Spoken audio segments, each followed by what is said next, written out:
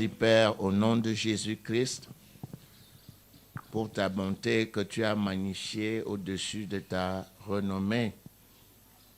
Ta parole est la bonté, ta parole est la sagesse, ta parole est la vérité, et c'est elle qui nous conduit vers des sentiers paisibles.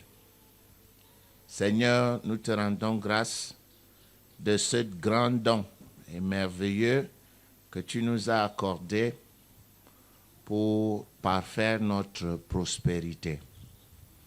Je te remercie de ce que ta parole nous transforme et de ce que c'est elle qui nous rend libres. Merci de ce qu'elle nous communique la sagesse et nous rend prudents dans la vie. Nous te rendons grâce de ce que l'étude de ta parole transforme l'être humain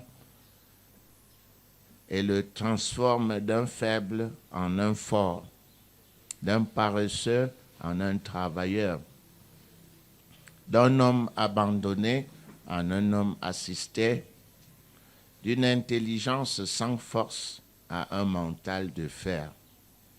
Nous voulons te remercier encore une fois d'avoir rendu disponible aujourd'hui cette parole au milieu de toutes les couches sociales. Seigneur, donne-nous l'amour, ou du moins, permets-nous de manifester cet amour que tu nous as donné par le don du Saint-Esprit que tu as rendu disponible. Ainsi, Père, passionné de ta parole, nous pourrions croître à tous égards. Je voudrais te remercier de ton assistance perpétuelle. Tu as dit, je ne t'abandonnerai point et je ne te délaisserai point. Et nous savons que tu es un Dieu fidèle qui veille sur sa parole pour l'exécuter.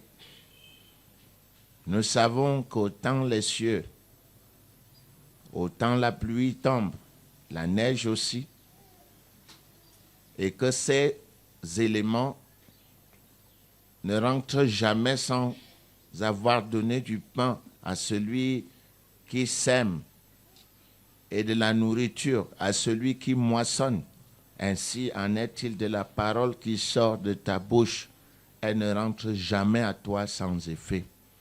Permets à nous autres qui sommes tes enfants et convaincus de la véracité de ta parole, que nous puissions exploiter à fond ce don que tu nous as accordé pour devenir des êtres meilleurs.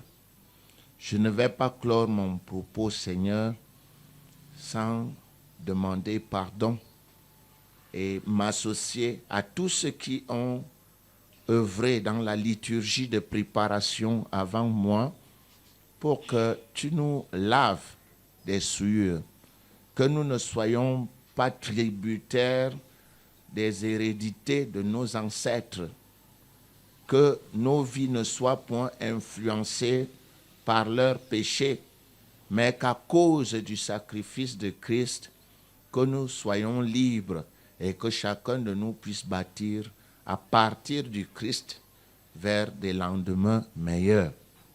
Père éternel, nous te confions cette rencontre.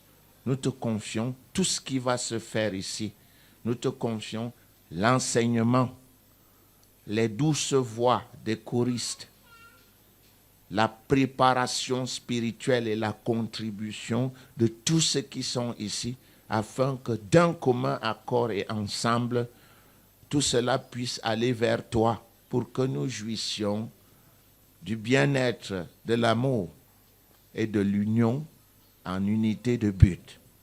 Merci Père pour cette communion des enfants de Dieu et du succès que cette communion va avoir pour nous, pour nos frères qui ne sont pas là, qui sont ailleurs, qui nous suivent maintenant au travers des médias, au travers de la radio de Dieu, au travers de notre site erccm.com.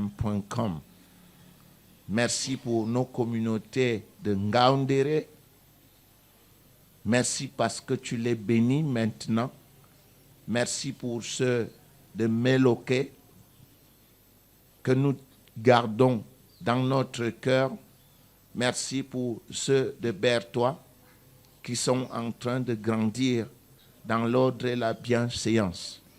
Nous voulons te remercier pour les fan clubs de Haïti, nos croyants du Canada, du continent européen et de l'Amérique du Nord.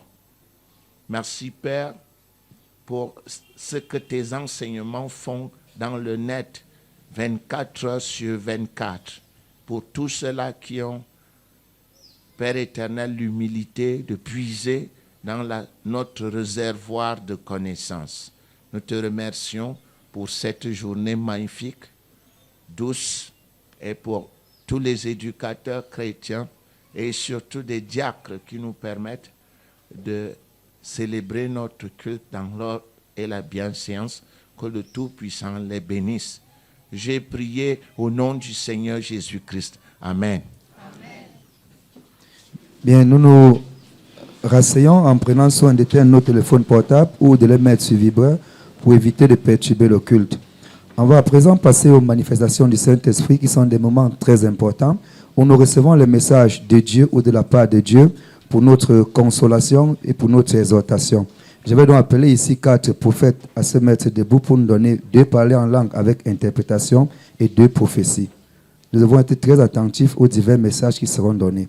2 parler en langue avec interprétation et 2 prophéties.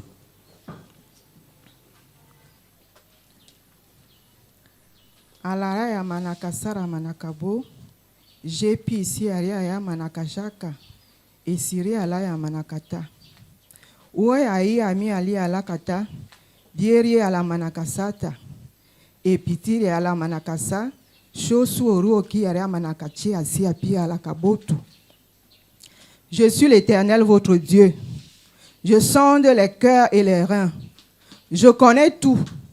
Vous qui passez par la souffrance et l'affliction, ne vous découragez pas. Je le permets quelquefois pour vous rendre conforme à ma sainteté et à ma volonté pour vos vies.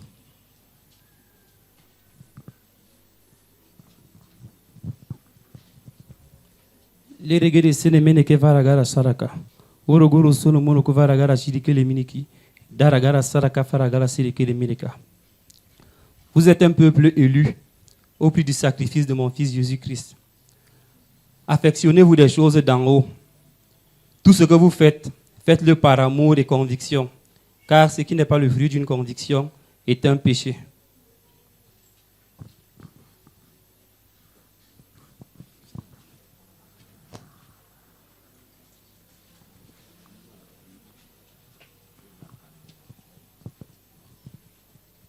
Je suis l'Éternel, votre Dieu, je ne change pas.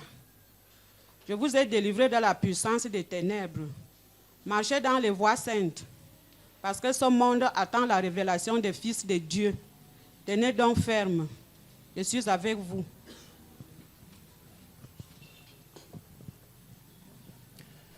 Quand les montagnes s'ébranleraient, quand les collines chanceleraient, ma bienveillance vis-à-vis de vous ne s'ébranlera pas et mon alliance de paix avec vous ne chancellera pas.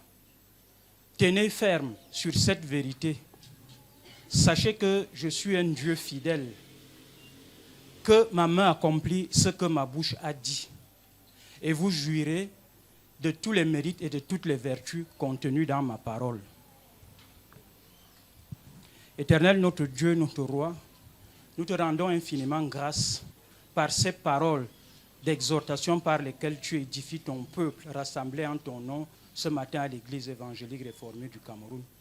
Nous te rendons grâce de ce que tu permets au nom de ton Saint-Fils Jésus-Christ que cette parole accomplisse ce dont elle parle dans tous les aspects de la vie de tous tes enfants au nom de Jésus-Christ. Amen. Bien, je vais appeler ici l'administrateur de communauté, Monsieur Jean-Paul Abega, à se mettre debout pour lever la prière pour l'enseignement. Nous prions. Éternel notre Dieu, Père de notre Seigneur et Sauveur Jésus-Christ, c'est toi qui dis dans ta parole que l'homme ne vivra pas de pain seulement, mais de toute parole qui sort de ta bouche. L'heure est donc venue afin que tu puisses donner le meilleur aliment possible à ton peuple, ta parole, la parole de vie, la parole qui délivre, la parole qui affranchit, la parole qui rend fort, la parole qui rend grand. Père, au nom de Jésus-Christ, je te prie pour les cœurs, afin que les cœurs soient débarrassés des doutes, des soucis du siècle présent et toute autre chose qui ne te glorifie pas. Rends les oreilles disponibles pour recevoir ta parole, pour la retenir et pouvoir la répandre un jour. Merci donc parce que tu t'es choisi un homme au travers de sa bouche, que tu vas instruire ton peuple, que tu vas corriger ton peuple. Merci donc parce qu'en ce moment, Seigneur, tu bénis cette bouche afin qu'elle apporte la solution aux vies de tes enfants. Nous t'avons prié au nom de ton Saint-Fils Jésus-Christ. Amen. Bien, révérend, à présent, vous allez vous lever, prendre la parole pour l'enseignement du jour. Dieu vous bénisse au nom de Jésus-Christ. Je voudrais donner au peuple de Dieu aujourd'hui la fonction d'un esprit diabolique qui vit au milieu des églises. Il s'appelle l'esprit de conflit. Parce que ce thème est très intéressant et en rapport avec le thème de notre convention qui débute bientôt. Je crois que nous avons établi déjà le thème de notre convention. Ensemble pour un nouveau départ. Et ensemble peut être un système. Ensemble, c'est un regroupement de croyants en unité de but. Ensemble pour un nouveau commencement.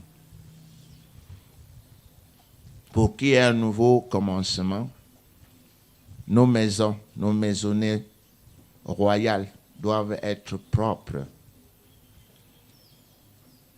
à l'abri des œuvres de l'adversaire. Et je crois que chacun de nous connaît les 3 objectifs de Satan. En Jean 10,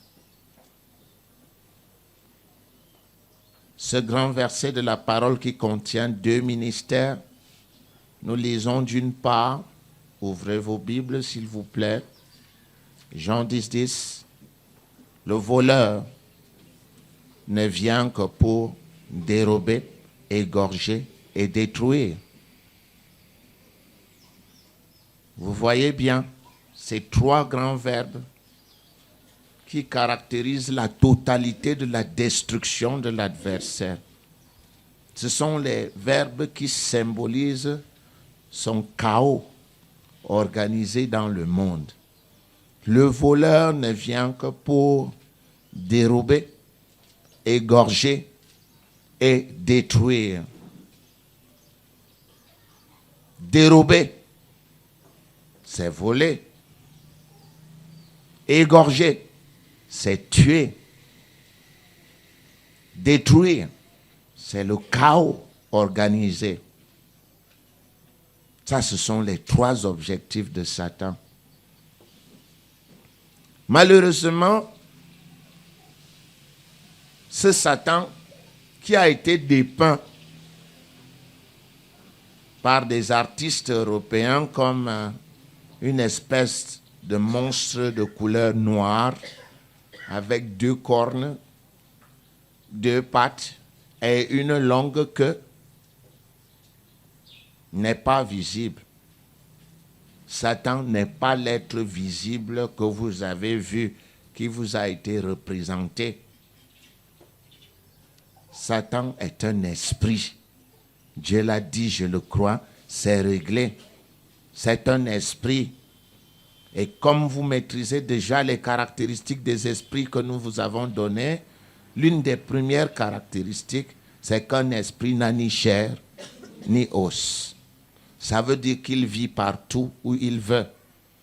Il peut être dans les masques que vous aimez tant. Il peut vivre en vous, dans votre propre corps. Il peut vivre dans des animaux. Il peut vivre dans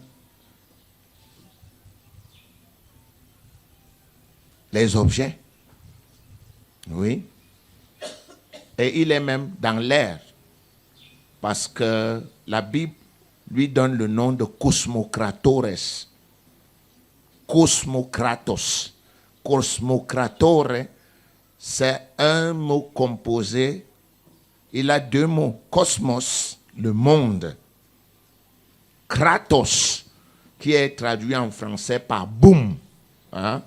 L'explosion. Vous connaissez l'explosion. On écrit souvent boum pour manifester une explosion. Cosmos, Kratos. Hein? Kratos est la puissance. Cosmos, c'est le monde. Donc, en mettant les deux mots ensemble, il devient la puissance du monde. Et on dit qu'il est la puissance du monde qui vit dans l'air. Le prince de la puissance de l'air. Cosmokratores. Et ça devient très intelligent et très intéressant. Parce que si un esprit n'a ni chair ni os, il peut habiter partout. Et ce grand esprit dont le royaume est organisé, vous avez vu aussi ça, dans les degrés de méchanceté, nous avons étudié que le Seigneur Jésus-Christ a enseigné que quand un esprit quitte le corps et va dans des lieux arides sans rien trouver, lorsqu'il revient et trouve que la maison dans laquelle il habitait est vide, c'est-à-dire qu'il n'y a pas la parole de Dieu à l'intérieur, vous vous souvenez que ce livre de la loi ne s'éloigne pas de ta bouche, médite-le, comment? Jour et nuit. Lorsque l'adversaire s'aperçoit qu'il n'y a rien de la parole dans la tête, qu'est-ce qu'il fait? Il va prendre cet esprit plus méchant. Plus méchant est le degré de méchanceté. Nous savons donc que l'adversaire, le Dieu de ce monde, Satan, Diabolos, encore appelé Lucifer, dont les 22 noms, nous savons très bien que non seulement il n'est pas visible, perceptible aux yeux humains, mais aussi il est un esprit qui gouverne le monde. Ce qui signifie que plusieurs autres esprits sont sous son autorité. D'où nous avons parlé de la hiérarchisation du royaume de Satan comme une armée. Voilà, d'ailleurs la Bible appelle souvent ça l'armée du ciel pour symboliser les esprits diaboliques. Nous savons donc qu'il y a une panoplie d'esprits que l'adversaire utilise dans des domaines spécialisés. Quand je regarde, je les vois dans le domaine de la théologie, l'esprit de l'antéchrist. Je le vois même quand il ne veut pas que les gens écoutent la parole de Dieu, il utilise des esprits qu'on appelle assoupissement. Esprit d'assoupissement. Ce qui est la mort spirituelle, c'est-à-dire la mort de l'intelligence. Il tue votre intelligence pour vous enlever la sensibilité, pour vous amener à ne pas comprendre le monde spirituel. Il peut fonctionner avec l'esprit de l'émulation. Quand il veut que des gens se tuent par la rivalité, vous commencez à voir cet esprit qui vit souvent dans l'armée, auprès des artistes, dans le clergé, des gens se détestaient et il y a une compétition qui n'est pas nécessaire. Compétition non nécessaire, c'est pourquoi on appelle ça une rivalité sans objet, une rivalité qui est tout simplement soutenue par des ambitions. Rivalité ambitieuse, sans contrainte. Vous avez, quand il veut qu'une église tombe, il envoie à l'intérieur une catégorie d'esprit qu'on appelle dispute, conflit. Vous pouvez le voir dans prostitution, esprit de prostitution, qui n'est pas la prostitution physique, mais la prostitution spirituelle. Il vous fait vous balader dans toutes les églises sans rien trouver. Il vous envoie à Born Again, il vous envoie à Efata, il vous envoie chez Charles Somba, il vous envoie chez le général de Dieu, il vous envoie à Jérusalem, même à Rome, où vous voulez, mais vous devenez une prostituée spirituelle. Quand il veut vous rendre méchant, il balance au milieu de vous un démon qu'on appelle vestige, qui attaque les intelligences. S'il veut vous détruire en tant qu'ami, il envoie l'esprit d'envie et de convoitise au milieu de vous, ou bien il vous donne des maladies avec des esprits d'infirmité.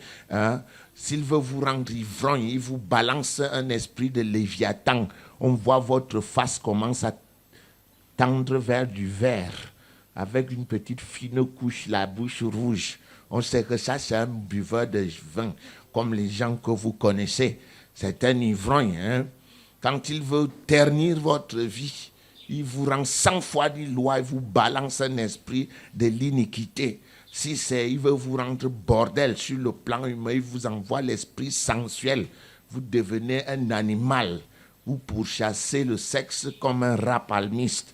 Quand il veut vous fracasser l'intelligence, il vous balance l'esprit d'oppression. Vous vivez du matin jusqu'au soir avec la tête pleine. La main est toujours posée sur parce que vous pensez, vous réfléchissez. Il vous envoie oppression ou alors dépression. Ça, ce ne sont que des catégories que je lis. Quand il est fatigué de vous voir, il vous envoie à la mort qui vous emporte. Le jour où il veut vous détruire et vous rendre fou, il vous envoie hallucination, l'esprit d'hallucination. Ou bien il vous attache, accroche à des choses. Vous êtes un obsédé. On appelle esprit d'obsession.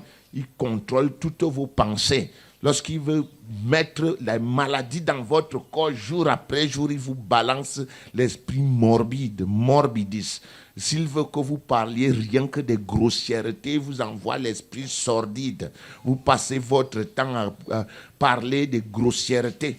Il veut vous rendre dur et prendre le plaisir quand vous faites du mal. Il vous envoie l'esprit sadique.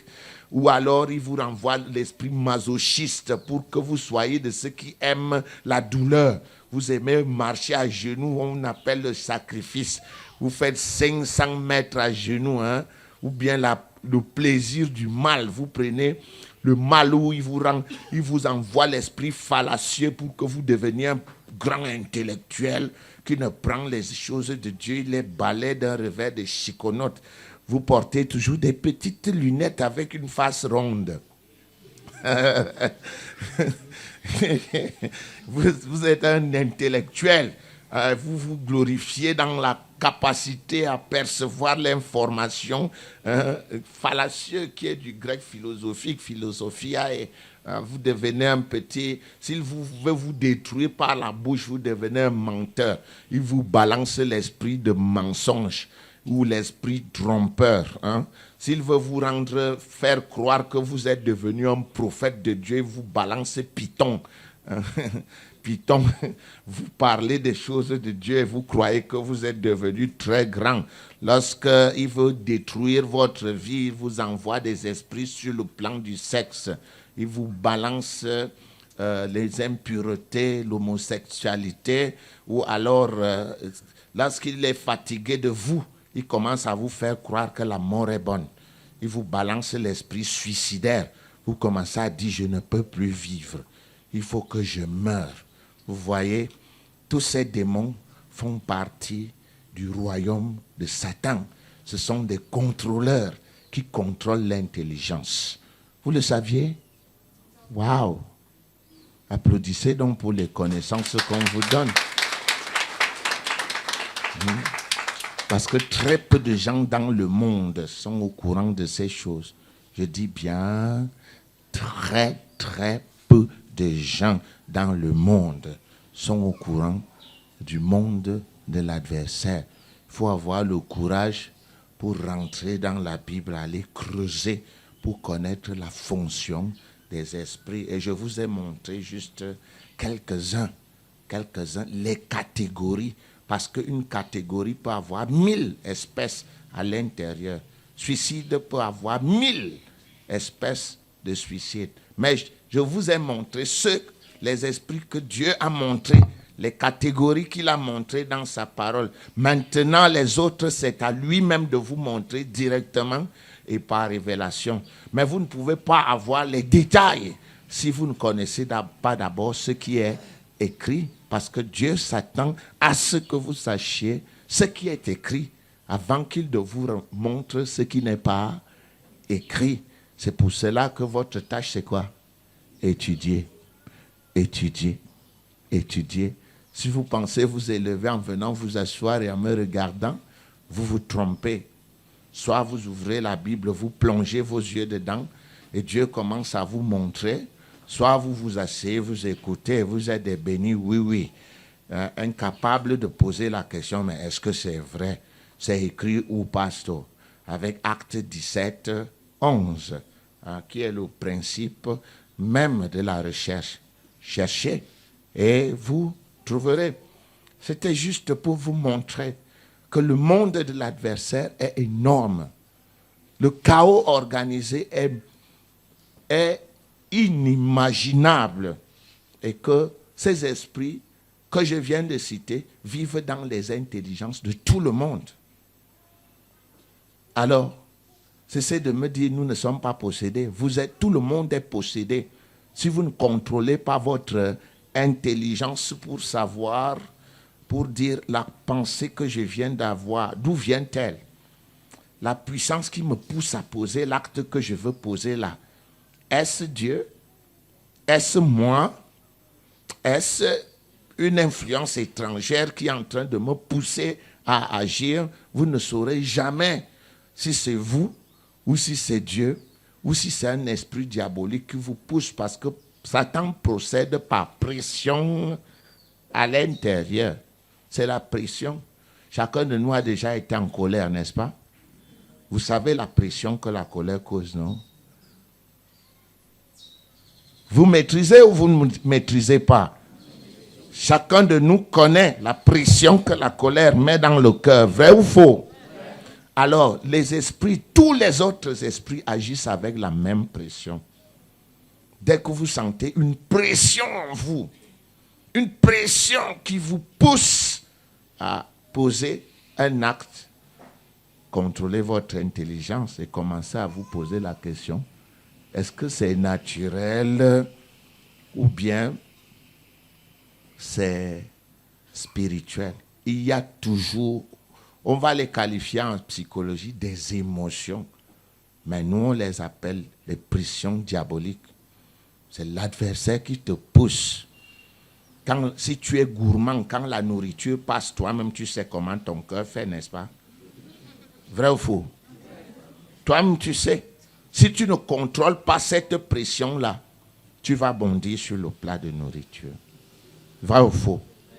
Voilà.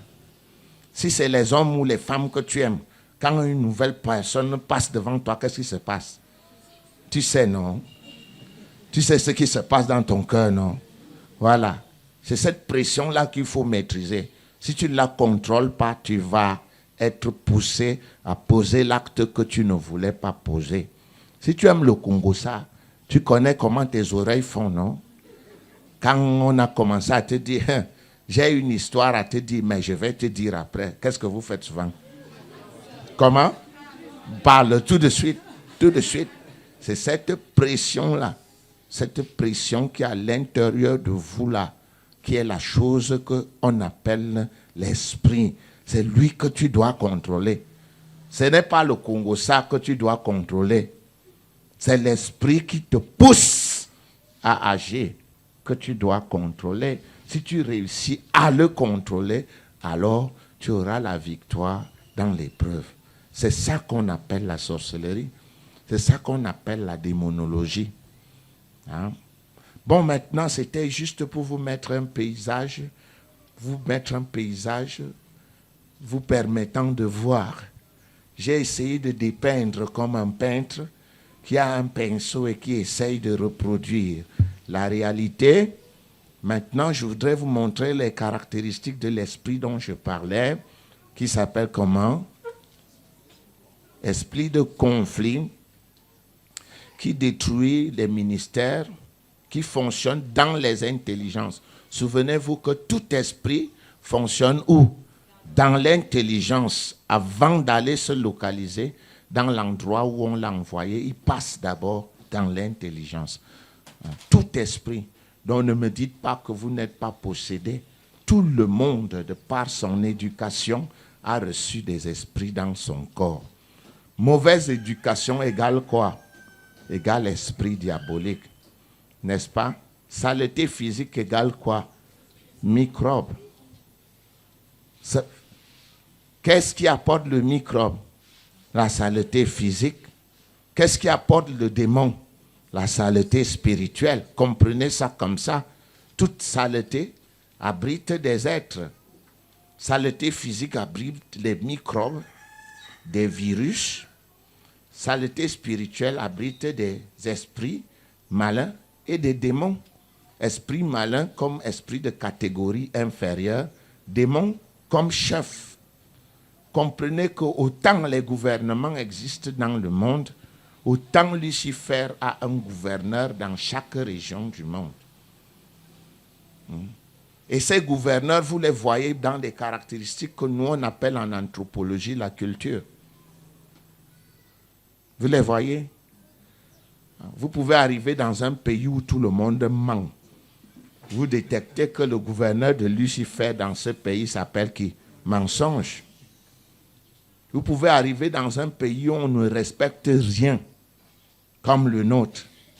Et vous comprenez que le gouverneur de ce pays s'appelle comment? Désordre. C'est tout. Ça commence par une habitude qui est constante. Et après la constance, qu'est-ce qui se passe? Un démon vient s'installer et gouverne les gens. Vous voulez le désordre? Très bien. Allez-y les enfants. C'est de cela qu'il est question. Notre Dieu est un Dieu quoi? D'ordre et de bienséance. Leur Dieu est un Dieu de quoi? De désordre et de mauvaise séance. C'est clair. Si tu n'as pas des yeux pour voir, tu ne verras jamais.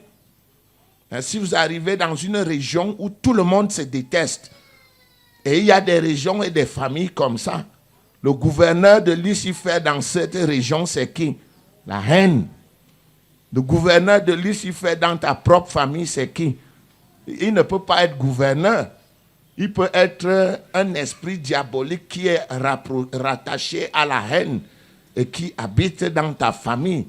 Il s'appelle jalousie, il s'appelle rivalité, il s'appelle jusqu'à haine. Il y a même certains démons qui sont homicides, qui sont cachés dans des familles. Les gens sont prêts à tuer des autres, soit par le poison, soit par des pratiques nocturnes, soit même dans la journée. Si vous ne voyez que la haine qui est dans votre famille, sur le plan matériel, vous ne la verrez jamais comme opération spirituelle. Vous ne verrez jamais Satan comme maître du monde. Vous allez toujours voir des humains. Or, que nous enseigne la Bible? Elle enseigne que nous n'avons pas à lutter contre la chair et le sang, mais contre qui? Les esprits. Ça commence à venir. Alors, les luttes là qui sont au sein de ta famille, qui est à l'origine de ces luttes? C'est le gouverneur de Lucifer qui est là. Et pourquoi domine-t-il cet endroit? Parce que les gens lui ont ouvert la porte de l'intelligence. Ils ont commencé par les disputes de terrain. C'est fini par le partage des femmes même. les frères, tel homme a aimé la femme de son frère, ainsi de suite. Tous ces désordres-là, et puis la jalousie commence, la convoitise, elle appelle la rancune appelle quoi? La colère appelle quoi? La haine appelle quoi? Le meurtre. Un esprit ne vit jamais seul. Ils aiment même vivre souvent en groupe. C'est amusant, n'est-ce pas? Vous ne le trouverez pas en faculté des lettres, ni en faculté de théologie. Non, c'est en faculté de la Bible, à l'intérieur. C'est là-bas que vous allez trouver des réponses au monde spirituel. Ce ne sera jamais dans une université où on fait sociologie, psychologie, anthropologie, sciences politiques, quoi encore, histoire, géographie, philosophie. Tous ces gens raisonnent bien, mais ils ne verront jamais le démon. Voilà pourquoi vous voyez des gens qui sortent des facultés de théologie sans aucune notion de démon. Si vous leur parlez de démons, ils se mettent à rire du démon. Dis donc, quittez là. Depuis, on attend de voir. Et pourtant, c'est le démon même qui parle à travers sa bouche. Il n'en est pas conscient. Il faut beaucoup pour avoir le courage de reconnaître que je ne suis pas seul. J'ai un démon dans ma vie. C'est parce que vous avez étudié la parole de Dieu, qui est l'authentique, que vous pouvez voir la contrefaçon qui s'affiche en dehors de la parole de Dieu. Vous êtes content ou bien? Applaudissez alors. Si vous n'applaudissez pas, je n'enseigne plus. Voilà, que Dieu vous bénisse. Christ en vous. La Bible est merveilleuse ou pas? Elle enseigne de grandes choses qui sont cachées, pas parce que Dieu les a cachées, mais parce que les gens n'ont pas ouvert pour aller chercher. Et Dieu a les bras croisés. Et tout le monde dit chaque jour quoi? Cherchez et vous trouverez. Frappez et l'on vous ouvrira. Ils disent ça comme si c'était à l'extérieur. Non, chercher c'est où? Dans la Bible. Frapper c'est où? Dans la porte de Dieu, dans la Bible. Vous trouverez quoi? Ce qui est dans la Bible. Mais on a exposé ça à l'extérieur. Je cherche du travail. Frère, cherchez, vous trouverez. Hein? C'est bien, mais c'est sorti de son contexte. Hein? Ce n'est pas ce que Dieu disait. C'était dans un contexte. Cherche le royaume de Dieu. Cherche le royaume et la justice de Dieu. Tu vas trouver. Et le royaume de Dieu se trouve où? Pas en faculté de théologie, pas en lettres et mathématiques. Il se trouve où? Dans la Bible. Connais-tu l'organisation de la Bible? Connais-tu le canon? Connais-tu les administrations bibliques? Connais-tu à qui la parole de Dieu s'adresse? Connais-tu les orientalismes? Connais-tu les figures de rhétorique de la Bible? Connais-tu comment la Bible s'interprète elle-même? Non. Tu as toujours interprété. Mais toi, selon ta vision, nous on ne veut pas ta vision. On veut la vision de celui qui a écrit. C'est pour cela qu'elle doit s'interpréter elle-même si nous voulons la vision de celui qui en est l'auteur. Tant que vous dites, moi je pense que, vous donnez votre vision de la chose biblique. Non, ce n'est pas votre vision que nous voulons. Nous voulons la vision de Dieu lui-même. Un verset interprète un autre verset. C'est clair. En sciences sociales, on l'a étudié. Les Émile Durkheim ont su qu'on ne peut expliquer un fait social que par un autre fait social. Et c'est curieux que ceux qui lisent la Bible ne comprennent pas ces choses. Elles sont pourtant très claires et scientifiquement démontrées. Mais on a mis la Bible dans le cadre des interprétations. Vous avez 10 groupes religieux, vous avez combien d'interprétations? 10 interprétations différentes. Vous avez 1000 croyants dans un groupe religieux. Vous avez une vision du groupe religieux et 1000 interprétations de ceux qui sont de ce groupe religieux. Mais non, il faut combien d'interprétations? Une seule, celle de Dieu. Et comment allons-nous aboutir à celle de Dieu? Nous laissons la Bible parler elle-même. nous laissons un verset nous dire ce qu'un autre verset dit. Sinon, nous allons enseigner la sociologie. Croyons qu'on enseigne quoi? Croyons qu'on enseigne la Bible aux enfants de Dieu. Vous êtes prêts? Je peux déjà vous donner. Vous êtes prêts à recevoir? Quels sont les 3 R? Voilà. Recevoir, retenir, répandre. Recevoir, retenir, répandre. Voilà. Bon, nous allons travailler ce matin sur les caractéristiques de conflit, cet esprit qui détruit les églises et que nous voulons bannir. Nous voulons que les uns et les autres soient capables de le voir à distance, afin qu'ils ne viennent pas poser des obstacles à notre ministère. C'est vrai que par le passé, il est entré et qu'il a causé beaucoup de dégâts au sein du ministère, mais nous ne le voulons pas. Bon. Ce que vous devez savoir, c'est que l'esprit de dispute cause toujours du trouble. Il soulève des querelles. Il cause du trouble. Il soulève des querelles. Il aime la controverse. Je voudrais qu'on lise Romains 13. Romains 13. Est-ce qu'il y a Romains? Vous avez la Bible? Votre Bible. Nous lisons Romains 13. Et en Romains 13, versets 1 et 2, vous allez voir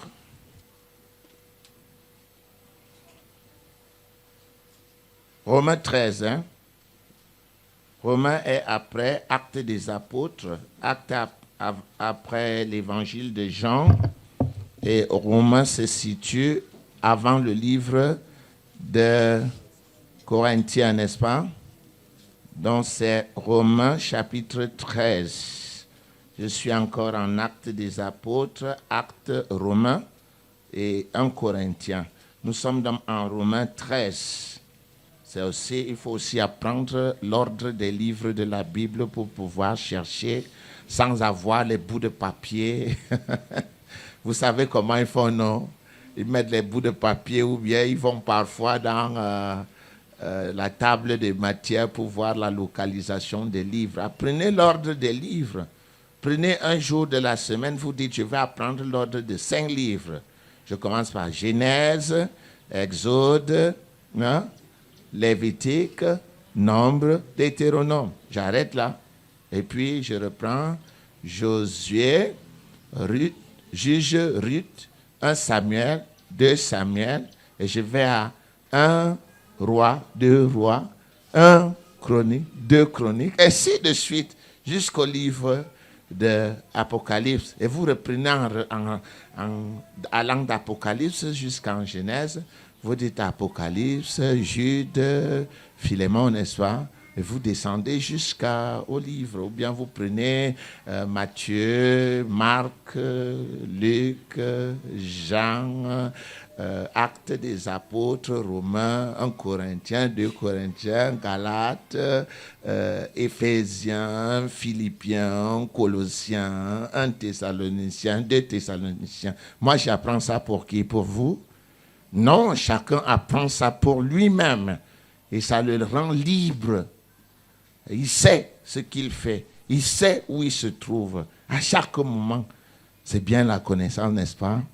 Mon peuple est détruit parce qu'il lui manque la connaissance. C'est encore quel verset là? Osée 4, combien? 6. Pourquoi moi je retiens? Et pourtant je suis vieux. C'est vous qui devez retenir. C'est une discipline. C'est une discipline. Bon, nous étions en Romains 13. Nous lisons au verset 1 que toute personne soit soumise aux autorités supérieures, car il n'y a point d'autorité qui ne vienne de Dieu. Et les autorités qui existent ont été institués de Dieu. Bon, vous voulez définir l'esprit de dispute? Il est le contraire de ce verset dans des églises. Vous voyez, l'esprit de dispute est le contraire de ce verset. Ça veut dire que toute personne ne soit pas soumise aux autorités supérieures, hein, car il y a des autorités qui ne viennent pas de Dieu et les autorités qui existent n'ont pas été instituées de Dieu. Vous voyez ce que je dis, non? Vous lisez un verset et vous le resituez dans son contraire pour avoir Satan. Aime ton frère. Satan dit quoi? Déteste ton frère. Hais ton frère. C'est facile de comprendre le royaume de Satan. Il suffit de changer le sens d'un verset biblique, pas le sens dans le cadre de la signification, mais dans le sens des contraires, pour voir ce que Satan dit. Nous n'avons pas à lutter contre la chair et le sang, mais contre les esprits. Quelle est la doctrine de Satan? Nous avons à lutter contre nos frères et le sang. Les esprits n'existent pas. Vous voyez, c'est ça le monde en fait. Hein? Luttons contre nos frères. Les esprits n'existent pas. Dieu dit quoi? Nous n'avons pas à lutter contre la chair et le sang, mais contre qui? Les esprits. Et comme Satan est maître dans l'art du camouflage, il fait croire à l'humanité, non, les esprits n'existent pas. Nos vrais adversaires, ce sont qui? Nos frères. Tuons-les, égorgeons-les. Ça, c'est la doctrine de Satan. Vous voyez? Et les gens font bien là dans le monde. Si vous allez dans le monde maintenant, vous allez voir que c'est cette doctrine qui est en train de s'appliquer. Les autres disent non, nous n'aimons pas telle faction. Tuons-les, éliminons-les. Sinon, éliminons-les. Ça, c'est la doctrine de Lucifer. Et vous ne le sauriez jamais tant que vous n'avez pas lu la Bible. Vous ne sauriez jamais que ces gens qui font la guerre, ces gens qui nous tuent chaque jour sont des adeptes de Lucifer et donnent l'impression qu'ils combattent pour la religion alors qu'en fait, ils combattent pour la religion de Satan. Le chaos organisé par l'adversaire. Hein? Obéis à ton père et ta mère. Lucifer dit quoi? Bastonne ton père, bastonne ta mère. C'est clair, non? Hein? Enfants, obéissez à vos parents. Lucifer dit quoi? Enfants, n'obéissez pas à vos parents. C'est clair. Donc pour connaître ce verset, pour connaître bien ce que j'étais en train de dire, l'esprit de dispute, cet esprit de dispute est le contraire de Romains 13, 1 et 2. Vous pouvez aussi lire Proverbe 8, 33 pour avoir une idée de ce que c'est. Proverbe 8, verset 33. Proverbe 8, verset 33, je cite. Écoutez l'instruction pour devenir sage. Ne la rejetez pas. Quel est le contraire? N'écoutez pas l'instruction pour devenir idiot. Rejetez-la. C'est ce que ça veut dire. Esprit de conflit n'écoute pas. Il n'écoute pas l'instruction. Il fait valoir ses propres intentions. Et ça, dans les ministères, on l'a vu, des gens qui viennent, non pour écouter la parole de Dieu, mais pour imposer leur point de vue au ministère. Voilà pourquoi nous n'avons pas accepté les dons des autres ministères. Parce que jusqu'à présent, nous pensons qu'ils vont chercher à nous assujettir. Ils voudront nous amener à suivre leur ligne, leur déontologie. Non. Et c'est ce qui s'est passé au 1er siècle. Le jour où Constantin a décidé de libérer les chrétiens de l'esclavage en 313 avec l'édit de Milan, il a publié désormais, les chrétiens sont libres d'exercer leur culte, mais à condition que l'empereur ait son point de vue sur leur doctrine. Dieu est mort ce jour-là. D'accord? Qu'est-ce qu'un empereur païen pouvait apporter à la doctrine de Jésus-Christ? Rien. Mais ils lui ont permis d'introduire sa connaissance dans la parole de Dieu. Et il est venu avec quoi? La liberté. Tout le monde a peur du mal physique. Tous les empereurs qui ont existé avant lui ont persécuté les chrétiens. Marc Aurèle, en 303, a presque terminé le christianisme. Toutes les églises étaient pleines de sang. Vous pouvez lire dans le net. L'histoire est bonne. Quand ces gens viennent nous dire aujourd'hui que c'est eux, l'histoire est très bonne. 303, Jésus-Christ. Il a Dioclétien, c'était Dioclétien, autant pour moi, c'était pas l'empereur Marc Aurèle, bien qu'il ait été parmi eux. Néron a été en 64, 68 après Jésus, après l'incendie de Rome. Et il a commencé la persécution de la chrétienté. Alors les chrétiens n'ont vécu qu'étant persécutés. On les donnait en pâture aux lions. On les faisait manger par les lions. On les sacrifiait dans le Colisée de Rome. On les sacrifiait. Jusqu'à ce qu'un empereur vienne dire quoi? Laissez les chrétiens libres d'exercer leur culte. Qu'ils n'aillent plus dans les catacombes. Qu'ils enseignent librement maintenant. Mais, quoi? À condition que j'ai un droit de regard dans leur doctrine. À partir de ce moment-là, la chrétienté a été vendue à Lucifer. Liberté contre doctrine. Le christianisme a été frelaté. Les saints de la Bible ont commencé à porter des noms païens. Pierre est devenu Jupiter. Paul est devenu Mercure.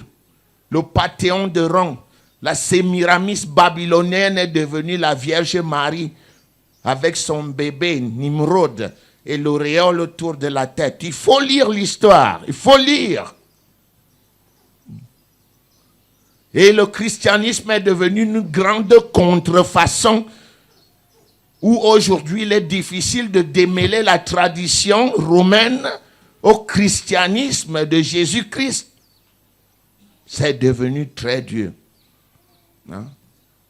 Le dieu solaire romain qui était adoré à Rome est devenu le Saint-Sacrement. Les cloches qu'on utilisait pour réveiller les dieux à Rome sont devenues les cloches de l'Avent. Les statues qui avaient 30 mètres de haut qu'on adorait sont devenues des petites reliques de 1 centimètre qu'on porte autour du cou. Quelle contrefaçon! Mais il faut être capable de voir le diable. Si vous ne le voyez pas, il va vous berner. Et beaucoup d'églises aujourd'hui sont endiablées. Et pensent être avec qui? Pas de doctrine.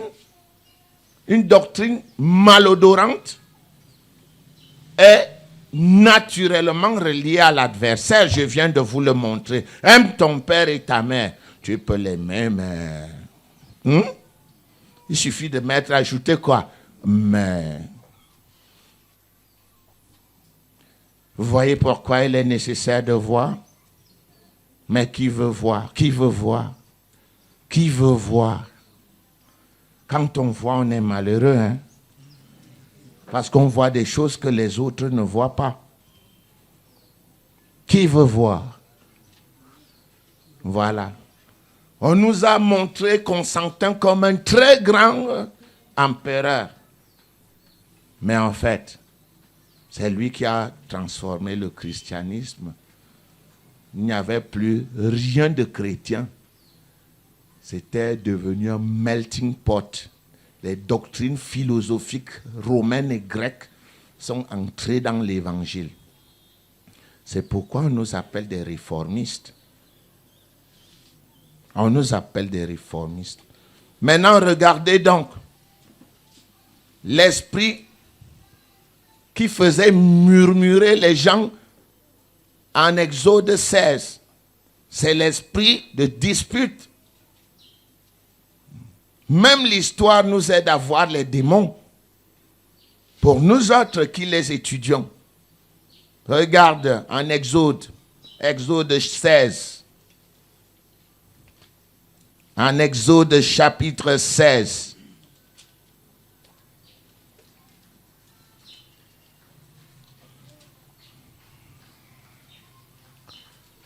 Vous y êtes? Verset 2. Et toute l'assemblée des enfants d'Israël murmura dans le désert contre Moïse et Aaron, qui portaient la parole de Dieu. Pourquoi murmuraient-ils? Parce qu'ils pensaient détenir tous la vérité. Je disais, Moïse, tu nous conduis en qualité de quoi même? On ne voit pas Dieu, le Dieu que tu sers, hein? Nous on ne le voit pas. Chacun de nous ici peut te dire ce que c'est que la vérité. Ça, c'est le relativisme culturel. Chacun de nous peut te dire ce que c'est. Moïse, tu n'as rien à nous dire.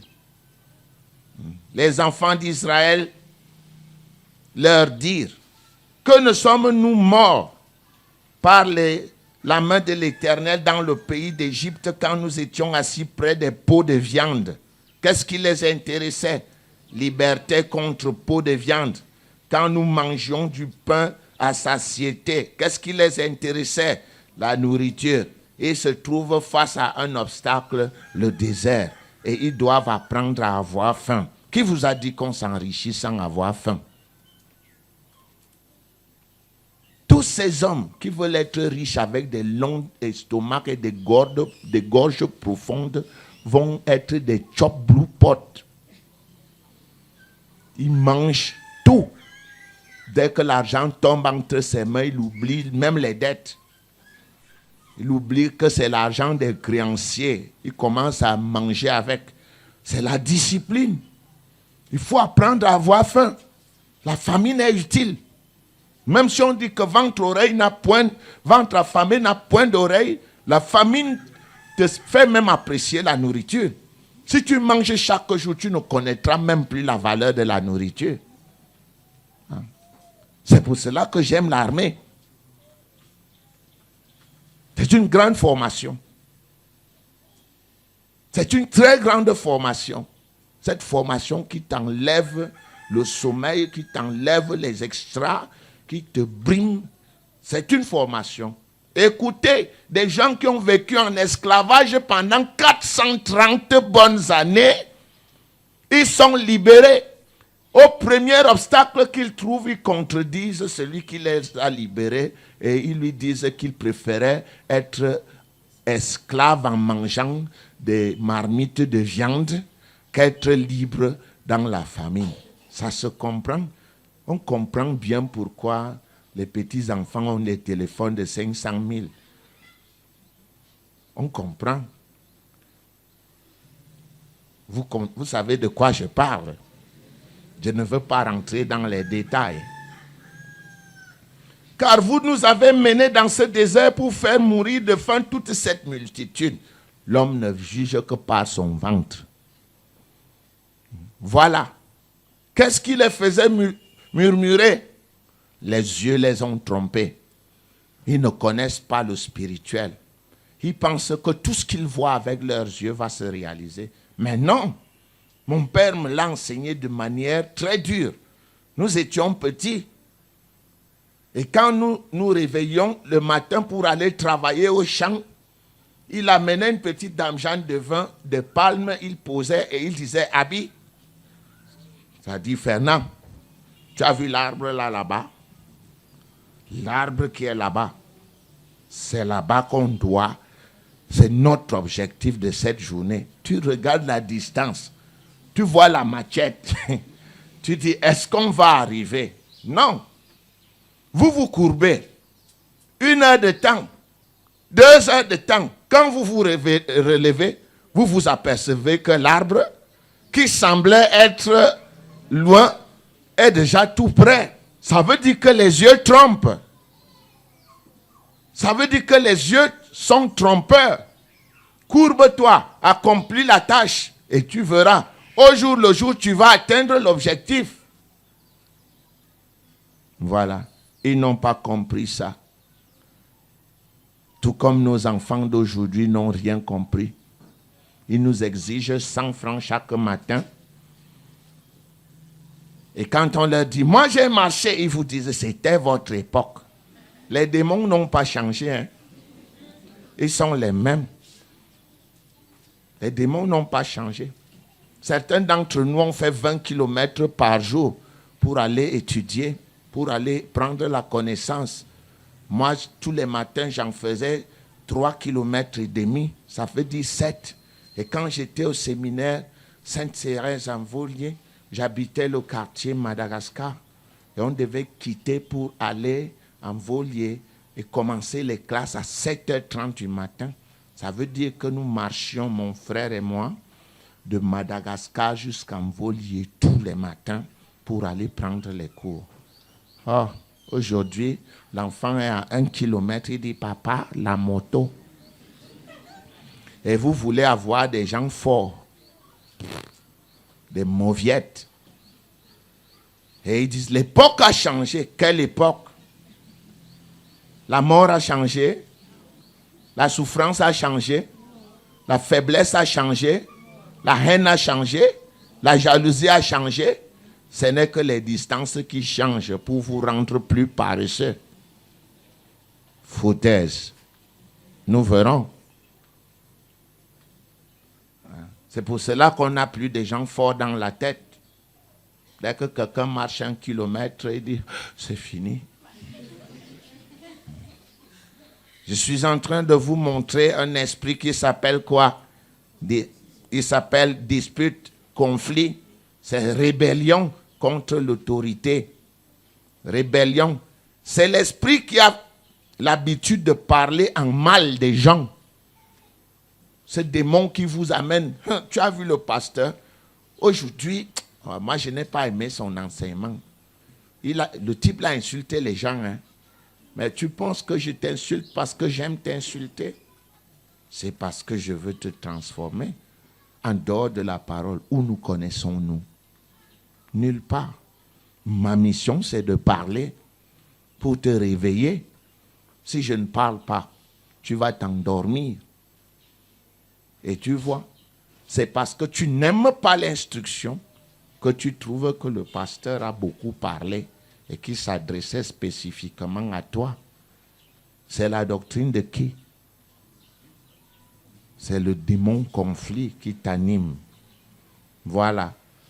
C'est l'esprit qui est vraiment impliqué dans les médisants et les rapporteurs. Il y a des gens parmi vous qui ne laissent jamais leur bouche tranquille.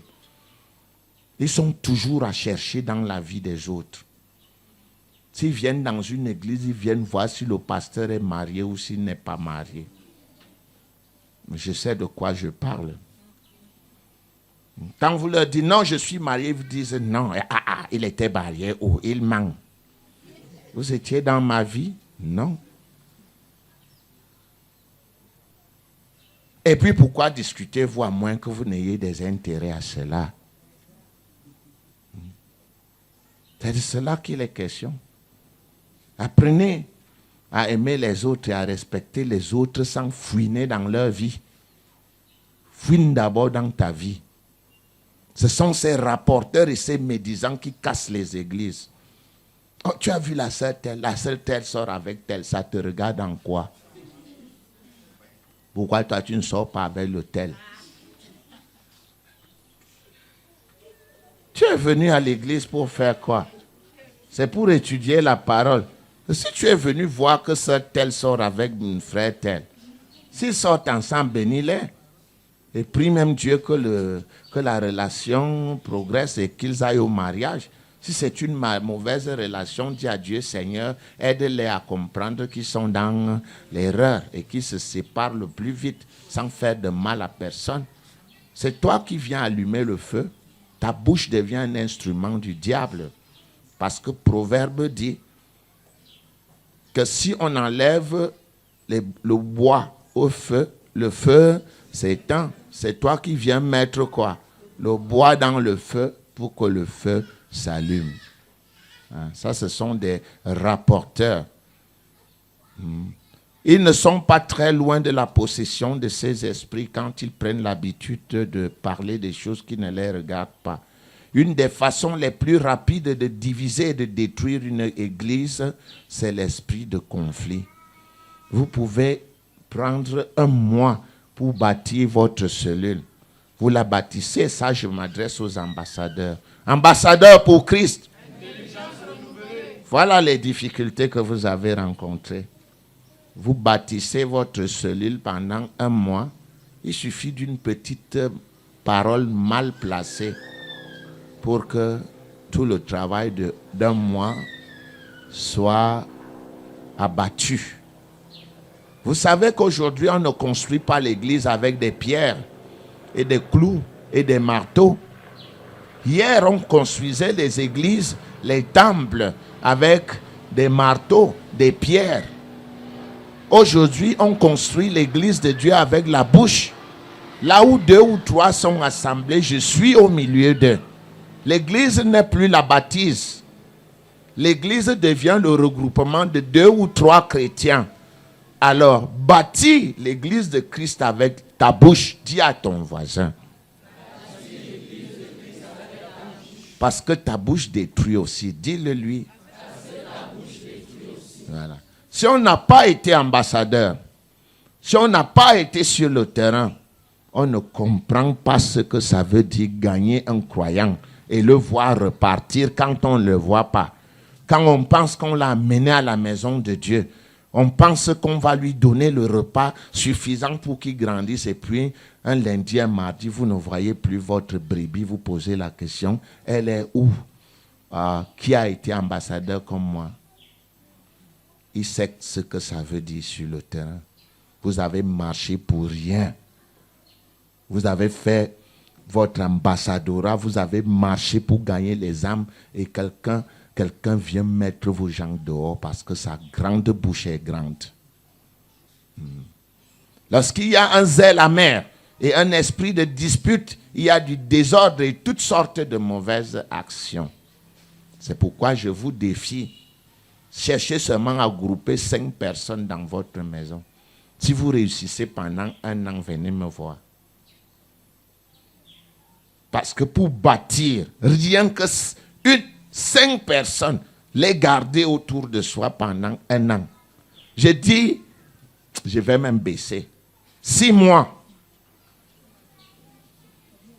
6.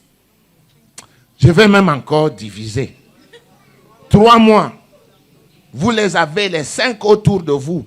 Pas pour vos intérêts personnels. Pour la parole de Dieu. Si vous y réussissez, je vous dirai chapeau.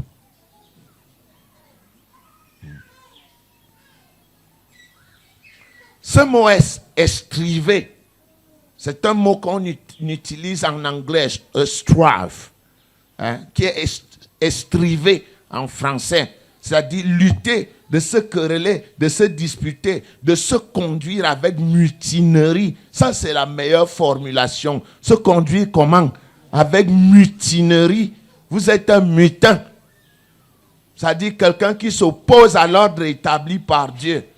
Vous arrivez dans une église, vous trouvez son organisation, au lieu d'y apporter un plus, vous apportez plutôt quoi?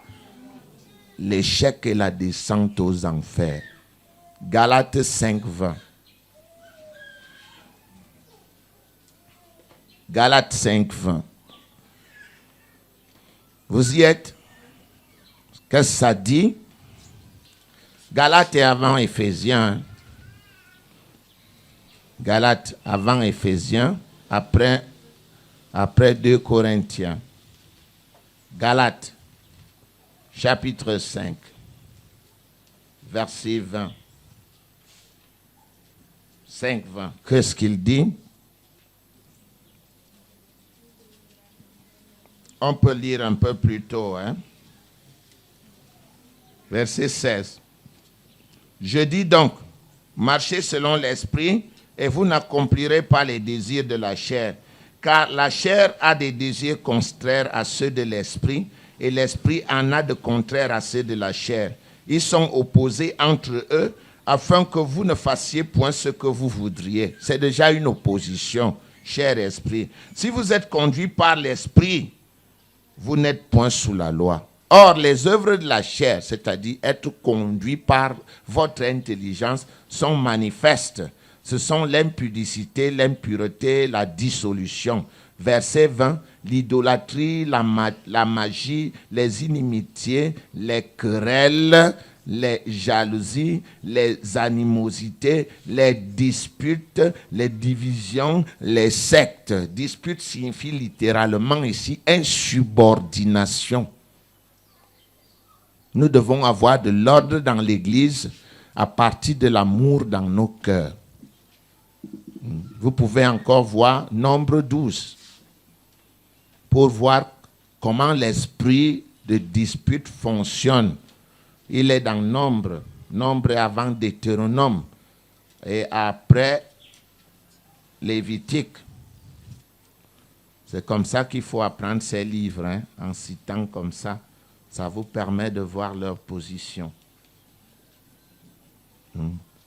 Nombre 12, verset 1. Marie et Aaron parlèrent contre Moïse au sujet de la femme éthiopienne qu'il avait prise.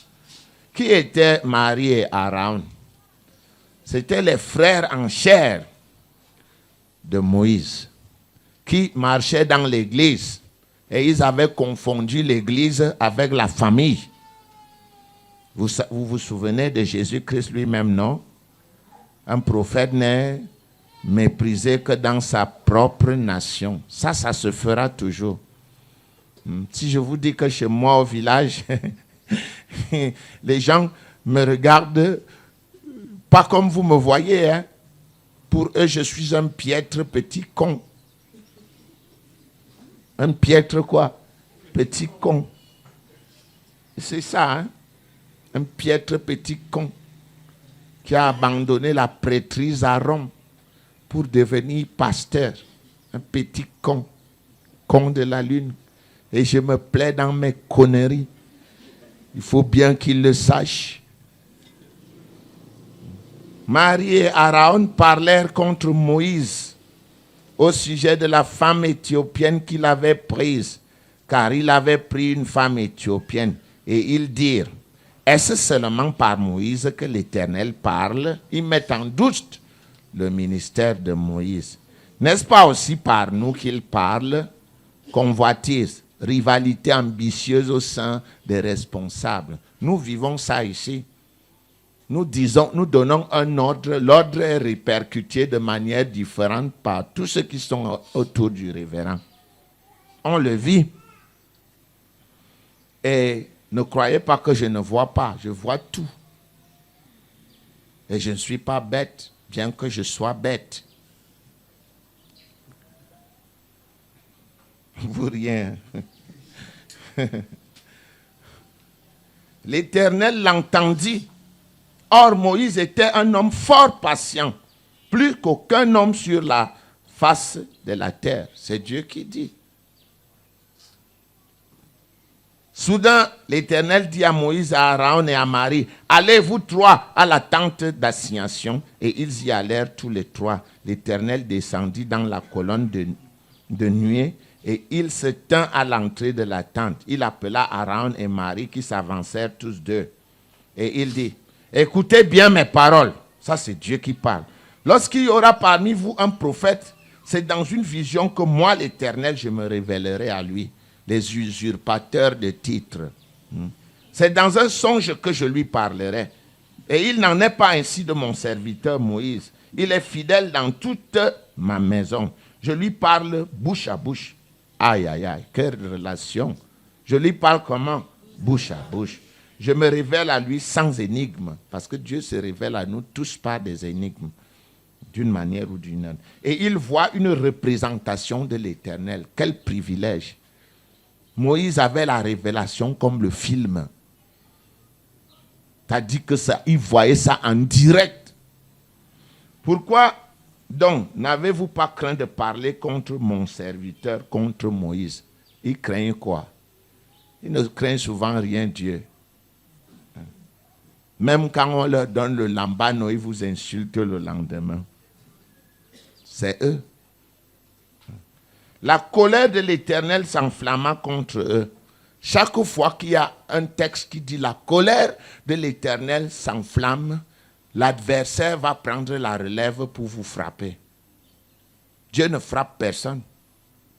C'est l'adversaire, Lucifer, qui prend la relève pour vous frapper. Il s'en alla. La nuée se retira de dessus la tente et voici Marie était frappée d'une lèpre, blanche comme la neige. Aaron se tourna vers Marie et voici elle avait la lèpre, sa sœur.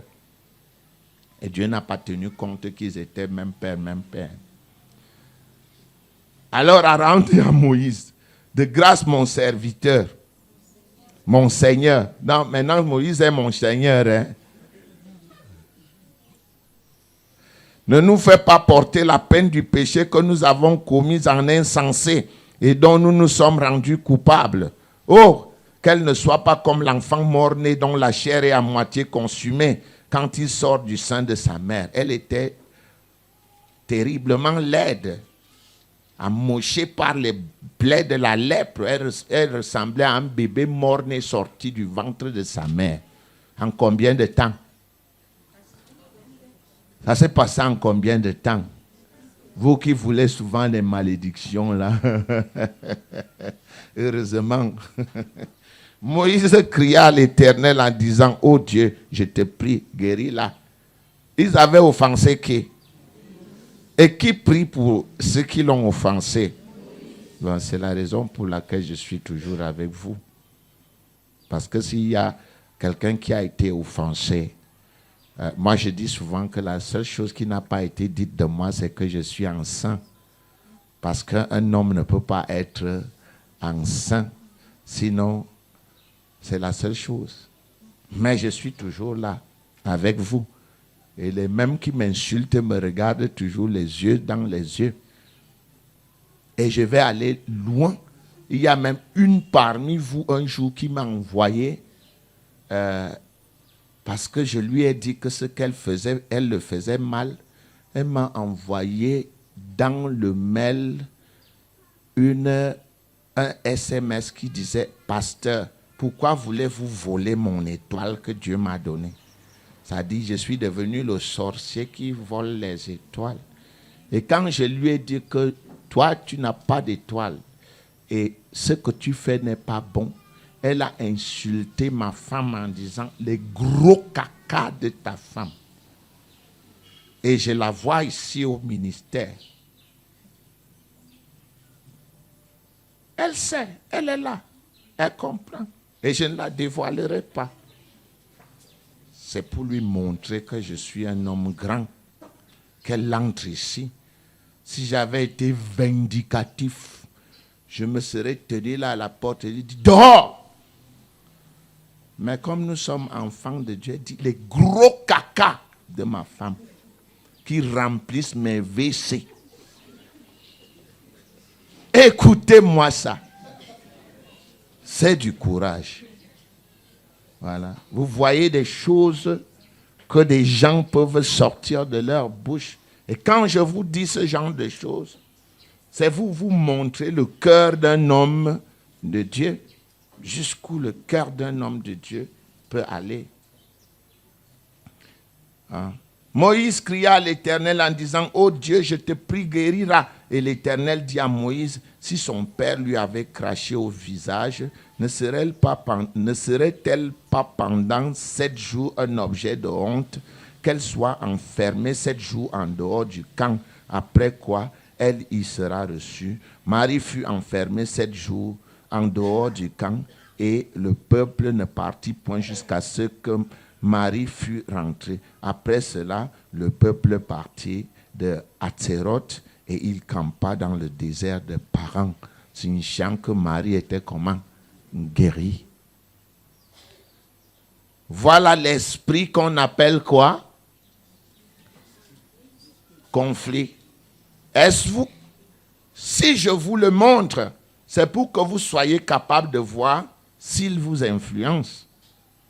Si vous êtes sous son contrôle, quand vous prenez vos décisions, est-ce que vous devriez vous poser la question, est-ce que je suis sous le contrôle de l'esprit quoi? De conflit. Voilà. Je peux encore vous montrer quelques versets. Acte 13, conflit 45. Acte 13, 45. Comme vous voyez, personne ne peut vous parler d'esprit de mort, esprit de ceci. On n'invente pas les esprits. Vous comprenez? Parce que j'ai lu certains livres où des hommes de Dieu appellent les esprits de ceci, esprits de cela, esprits de ceci. Vous ne pouvez pas inventer les esprits. C'est Dieu qui nous donne quoi? Les caractéristiques et les fonctions d'un esprit. Dès que vous commencez à parler des esprits de ceci, esprits de cela, c'est que vous inventez. Vous inventez. N'est-ce pas, vous avez vu ces caractéristiques dans la Bible? Vous les avez vues ou vous ne les avez pas vues? Vous les avez. Et comment pourriez-vous apprendre les caractéristiques d'un esprit quand on vous dit esprit de pluie ou esprit de sécheresse? Si vous ne voyez pas les caractéristiques de cet esprit, comment le reconnaîtriez-vous? Comment saurez-vous que nous sommes sous la sécheresse à cause d'un esprit de la sécheresse ou pas? Non! Nous n'inventons pas les noms des esprits, c'est Dieu qui nous les montre dans la Bible. Et pendant qu'il nous les montre, nous étudions leurs caractéristiques. Et quand vous arrivez devant moi avec un certain comportement, je sais que vous êtes possédé par tel esprit parce que j'ai étudié quoi? Ces caractéristiques dans la parole de Dieu. Nous ne sommes pas des marabouts. Le discernement des esprits est d'abord l'œuvre d'une étude assidue des caractéristiques des esprits. Et cela prend au moins 5 à 10 ans. Hein? Vous étudiez d'abord. Et après, Dieu vous montre si il arrive qu'une catégorie d'esprits se présente devant vous, alors que les connaissances acquises dans la parole de Dieu ne sont pas suffisantes pour vous illuminer à ce sujet, Dieu lui-même vous parle. En ce moment-là, vous savez qu'il s'agit de tel esprit. On dit révélation. Mais la parole de Dieu est d'abord quoi? Révélation. Mais la révélation qui est logos. Et quand Dieu vous parle en direct, la révélation n'est plus logos. Elle devient quoi? Réma. C'est ça qu'il faut comprendre. Si vous n'avez pas ces détails, vous serez des borgnes qui sont des rois au pays des aveugles. Voilà. Acte 13, 45. En acte 13, 45, vous y êtes? Acte après, c'est après Jean. Les Juifs, voyant la foule, furent remplis de jalousie et ils s'opposaient à ce que disait Paul en le contredisant et en l'injuriant. Qu'est-ce qui les posait? Qu'est-ce qui les amenait à s'opposer à ce que disait Paul et en le contredisant, en l'injuriant? Il y a 2 esprits qui sont d'abord entrés dans leur tête. Lequel? Voilà. Rivalité et jalousie étaient entrés dans leur tête. Et après, qu'est-ce qui est entré? Dispute. Ils se sont mis à faire quoi? À s'opposer à ce que disait Paul. En faisant quoi? En le contredisant, en l'injuriant. Vous voyez donc que dès que vous vous levez, vous commencez à vous opposer à ce que j'enseigne, en m'injuriant, en me contredisant. Je suis capable de voir les démons qui sont en vous. Vrai ou faux? Pourquoi? parce que j'ai étudié les caractéristiques et les fonctions de cet esprit dans les Actes des Apôtres. Vos amis donc qui vous disent que Dieu leur a parlé, d'où tirent-ils leur révélation? Des pitons ou de Dieu? Rien ne se donne librement, ni dans le monde terrestre, ni dans le monde spirituel. Tout est étude. Vous voulez connaître le monde physique, vous faites quoi? Vous étudiez. Nous avons des biologistes, nous avons ici des physiciens, nous avons des statisticiens qui étudient les phénomènes. Comment voulez-vous étudier le phénomène spirituel sans l'étudier dans la Bible et Dieu de but en blanc vous dit, bon, mais c'est que Dieu entretient la fainéantise de son peuple, excusez. Tout ce qui a la valeur s'acquiert par étude et la patience. Donc si vous voulez être des simples croyants, vous êtes libres. Si vous voulez être des croyants qui grandissent, qui sont capables d'entendre, de voir et de comprendre ce qui se passe, vous allez faire quoi? Étudier. Pourquoi est-ce que ce mot étudier vous bloque tant? Les gens ici n'aiment pas étudier. Pourquoi? Il y a tellement de choses dans la parole de Dieu. C'est un laboratoire inimaginable. Ça dit, prenez un peu de temps de lire et vous comprendrez ce qu'il y a là. C'est une potion magique. Quand vous tombez à l'intérieur, vous ne pouvez plus sortir. Quand moi je suis tombé dans cette affaire, j'étudiais 18 heures par jour la parole de Dieu. Des gens disaient qu'il deviendra fou. Mais je ne suis jamais devenu fou. Hein? Vous imaginez? 18 heures. Moi, je suis un passionné. Quand je m'assieds pour faire quelque chose, je le fais de fond en comble et bien. J'y suis allé. Et pas de main morte. Faites la même chose. Qu'est-ce qui vous plaît à rester les bras croisés toute la journée? Pourquoi ne pas lire un verset biblique? Pourquoi ne pas étudier pourquoi la pluie s'est arrêtée quand Élie a prié? Pourquoi? Ça ne vous intéresse pas? Vous n'aimeriez pas arrêter vous aussi la pluie? Non, ça ne vous intéresse pas, c'est l'argent. C'est l'argent qui vous intéresse. Vous venez de voir l'esprit de Acte, non? Désormais, si vous êtes spirituel, lorsque quelqu'un agit devant vous, vous saurez de quoi il s'agit. Vous n'aurez même pas à parler. Vous direz, ok, que Dieu te bénisse. Ou bien vous direz au démon carrément, sors. Au nom de Jésus, je te connais. Et vous serez surpris de voir la personne déchargée. Dis que mais c'est parce que le dedans était plein. Acte 21, 26. Acte 21, 26. Ce cours n'est pas pour tout le monde. Ceux à qui il s'adresse sont là et ils savent que c'est pour eux que je le donne. S'ils veulent, ils prennent. S'ils attendent que je vais regrouper des gens dans une salle et dire qu'ils fassent ce qu'ils font d'habitude, s'ils veulent, ils se lèvent, ils se promènent. J'ai donné beaucoup de cours ici qui les concernent spécifiquement pendant qu'ils se baladaient. Voilà. Acte 21, 26. Alors Paul prit ces hommes, se purifia et entra le lendemain dans le temple avec eux pour annoncer à quel jour la purification serait accomplie et l'offrande présentée pour chacun d'eux.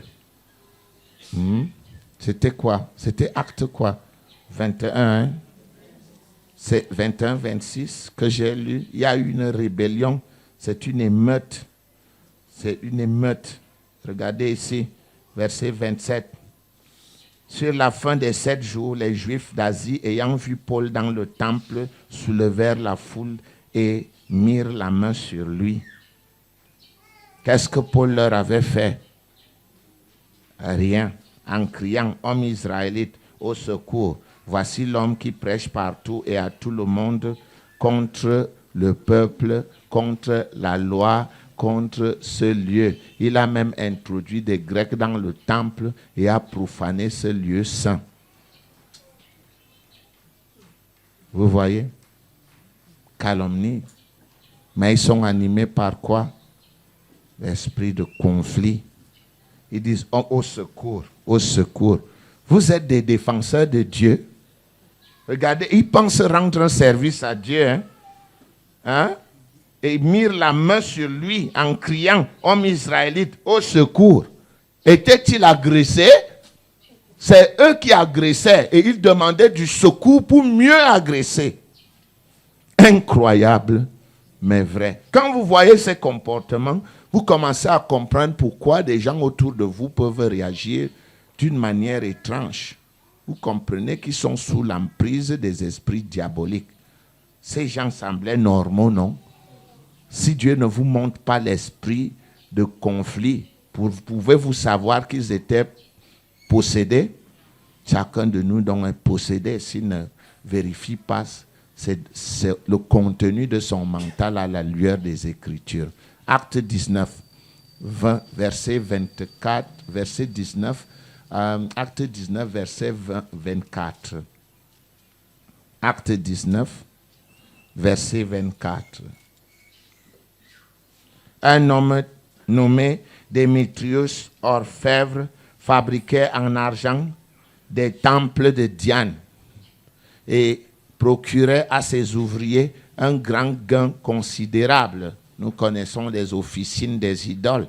Elles sont partout. Les gens prêchent des doctrines idolâtriques pour que les gens payent leurs articles. On connaît ça. Et les dindons de la farce, ce sont les chrétiens.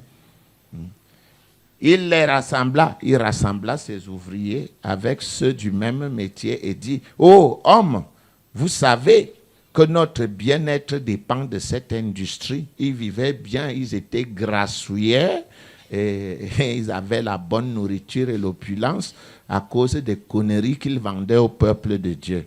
Et vous voyez, entendez que non seulement à Éphèse, mais dans presque toute l'Asie, ce Paul a persuadé et détourné une foule de gens en disant que les dieux faits de main d'homme ne sont pas des dieux. Vous-même, est-ce que les dieux fabriqués par un homme sont des dieux? Hein? Vous ne les voyez pas souvent marcher en portant les dieux là aux épaules et en fabriquant des postes là quelque part là où ils chantent toute la journée. Hein? Ces gens... Ces gens existent depuis. Ils ne sont pas seulement ceux d'aujourd'hui. Ils ont introduit ça dans le christianisme. Je vous ai montré comment cela s'est passé en 313. Je ne vous ai même pas montré comment en 325, ils ont décidé que Dieu a 3 têtes. Je vous ai juste montré en 313, avec l'édit de Milan 312-313, avec la tétrarchie romaine. Les voici qui sont ici. Ils fabriquent des objets de main et ils disent que ce sont quoi? Des divinités. Ils prennent des objets, les amènent dans les temples, bénissent et disent que quoi? Ce sont des divinités. Hein? C'est comme si on prenait la photo de quelqu'un se tient devant vous et dit « Je te bénis ». Il fait un bon geste, nomini patris et filio, je te bénis. On bénit la statuette et la statuette prend les vertus de sanctifier. Mamma mia. C'est très grave. Voilà. Et ils l'ont fait depuis longtemps. Ils ont dit que les dieux faits de main d'homme étaient quoi? Des dieux. Nous sommes dans quel verset? Verset 26, 27. Le danger qui en résulte, ce n'est pas seulement que notre industrie ne tombe en discrédit, ils défendent les intérêts de leur société, c'est encore que le temple de la grande déesse Diane ne soit tenu pour rien. Ils disent que le temple de Diane est quelque chose. Et même que la majesté de celle qui est révérée dans toute l'Asie et dans le monde entier, qui a dit le monde entier, moi je ne connais pas Diane dans mon village, ne soient réduites à néant. Ces paroles, les ayant remplies de colère, quelles paroles? Qui a vu? Qu'est-ce qui les a remplis de colère? Ça veut dire quoi? Ça veut dire que les démons sont transportés par quoi? Par les paroles. Il faut avoir les yeux pour voir. Tu as vu ou tu n'as pas vu? Ces paroles les ayant remplis, pléthore de colère, ils se mirent à crier. Qu'est-ce qui les faisait crier? C'est les paroles? Non, c'est les démons qui étaient en eux qui les faisaient crier. Grande est la Diane des Éphésiens. Toute la ville fut dans la confusion. Ils se précipitèrent tous ensemble au théâtre, entraînant avec eux Gaius et Aristarque, macédoniens, compagnons de voyage de Paul. Paul voulait se présenter devant le peuple, mais les disciples l'en empêchèrent. Quel zélé, Paul!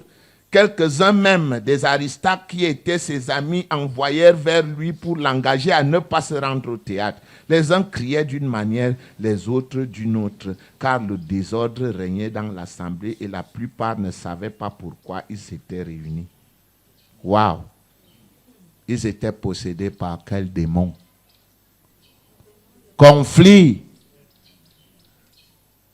Bon. D'ailleurs, je ne m'adresse pas à vous. Il est difficile que vous compreniez. La plupart d'entre vous sont jeunes et ne peuvent même pas voir. Parce que voir, c'est un problème d'habitude. Et les habitudes, ça n'est pas en une journée. Les habitudes, ça se bâtit. Ce sont des longues périodes d'expérimentation qui amènent les habitudes à fonctionner.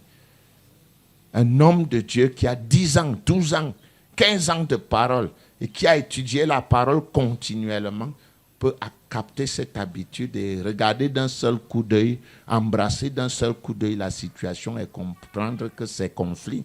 Tel autre ne peut pas voir. Lui, il pense que c'est une grève. Hein? La dernière fois, Mokolo, des gens se sont déversés, ils avaient des machettes et agressé tout le monde. Qui a interprété ça spirituellement? Personne. On a juste vu quoi? Des individus avec des machettes qui a su, qui était dans leur tête, quel est l'esprit qui les possédait. Bon, celui qui veut, il prend ça comme un devoir. Acte 20, verset 1. Lorsque le tumulte eut cessé, Paul réunit les disciples et après les avoir exhortés, prit congé d'eux et partit pour aller en Macédoine. Bon, c'est vrai que l'histoire, si on la lit, on va aussi rencontrer un esprit de conflit. Bon, maintenant, les Écritures que vous pouvez lire pour une meilleure compréhension encore, elles sont 3. Allons en Proverbes. Ça vous intéresse ou ça ne vous intéresse pas? Proverbe 15. Proverbe 15. Et ce livre de Proverbe 15 au verset 18 dévoile: un homme violent excite des querelles. Un homme quoi? Violent excite quoi? Des querelles. Mais celui qui est lent à la colère apaise les disputes. Ça, c'est une caractéristique de l'esprit conflit. Acte 16, 28. Acte 16, 28. L'homme pervers excite des querelles et le rapporteur divise les ennemis. C'est quel esprit? Conflit. Le Proverbe 16, 18, Proverbe 15, 18 et Proverbe 16, 28. Hein? Donc, voyez, vous, nos amis, si vous êtes influencés par cet esprit quand vous venez au sein du ministère, si pendant que vous assistez aux réunions, si ce n'est pas l'esprit de conflit qui vous pousse à avoir la position que vous avez, si vous notez que c'est conflit qui vous pousse, faites quoi? Vous restez tranquille. Vous ne lui permettez pas de...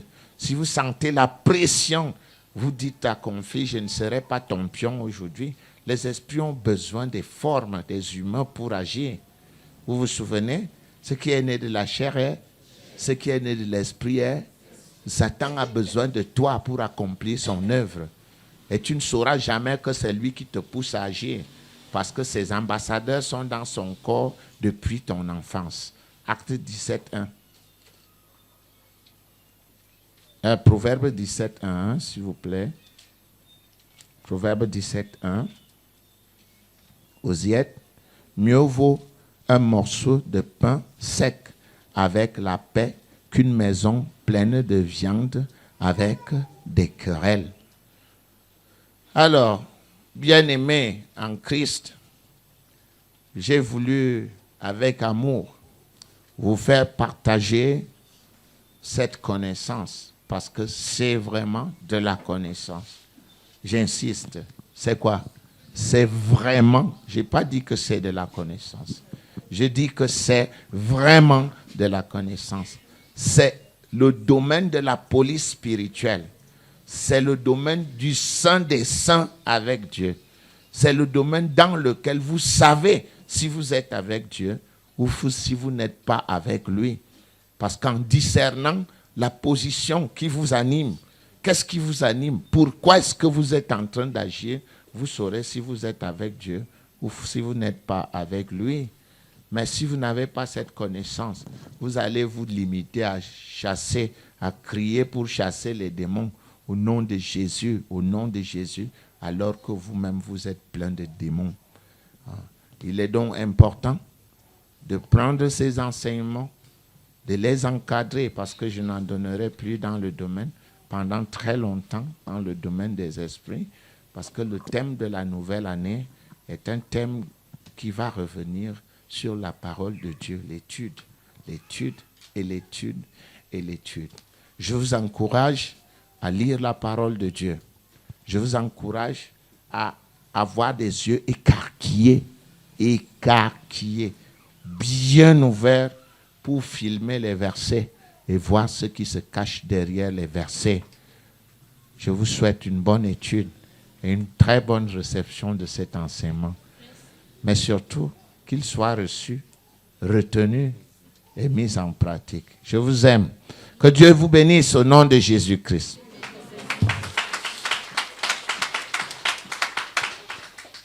Nous prions. Éternel Dieu des armées, nous te disons infiniment merci pour ces moments magnifiques que tu as permis ce dimanche une fois de plus. Tu dis, c'est dans les assemblées que tu déverses ta bénédiction. Merci pour nos frères qui se sont rassemblés ici pour écouter ta parole. Nous te disons merci pour l'oint que tu as utilisé ce matin, mon Dieu, qui nous a encore appris beaucoup de choses, mon Dieu, que nous ignorons. Je prie donc afin que ces connaissances que nous avons reçues restent scellées dans nos mémoires et que cela produise du fruit. Que les cœurs changent, Papa, que dans ta parole et dans ta maison, qu'on retrouve des gens qui s'aiment, des gens qui sont prêts à travailler pour toi. Merci Seigneur parce que nous sommes arrivés au terme de ces moments, de ce culte, de ce dimanche. Nous te prions afin que tu raccompagnes chacun de nous dans sa maison. Ceux qui vont emprunter des motos, ceux qui vont prendre des voitures, ceux qui iront à pied, que tes anges campent autour d'eux pour les arracher du danger. Merci Seigneur parce que tu vas bénir toute cette semaine qui s'annonce avec plein d'activités et que toi, tu seras au contrôle de toutes choses, Papa, parce que l'ordre et la bienséance t'appartiennent. Je scelle donc ces moments de convention, mon Dieu, mon roi, dans le sang de Jésus-Christ. Seigneur, je te dis merci également pour ce moment que tu me donnes, cette occasion d'élever cette prière et de pouvoir bénir nos frères et sœurs qui sont ici présents. Je bénis d'abord le pasteur de cette assemblée, le pasteur Béli Biedja, toute sa famille également. Ouin-le davantage, mon Dieu, mon roi, de ta puissance et de ta sagesse, Papa, au nom puissant de ton Fils Jésus-Christ. Je prie pour les femmes de cette assemblée qui sont très dynamiques, afin qu'elles accompagnent le révérend dans cette grande convention qui aura lieu cette semaine. Bénis-les davantage, mets davantage l'amour dans leur cœur, des enfants qui vont à l'école. Bénis cette semaine d'école pour eux. Bénis les hommes qui travaillent pour leur famille. Seigneur, merci. Au nom puissant de ton Fils Jésus-Christ, que je t'ai prié. Amen. Dieu l'a dit. J'ai dit de prospérité. Quel est le thème de la convention?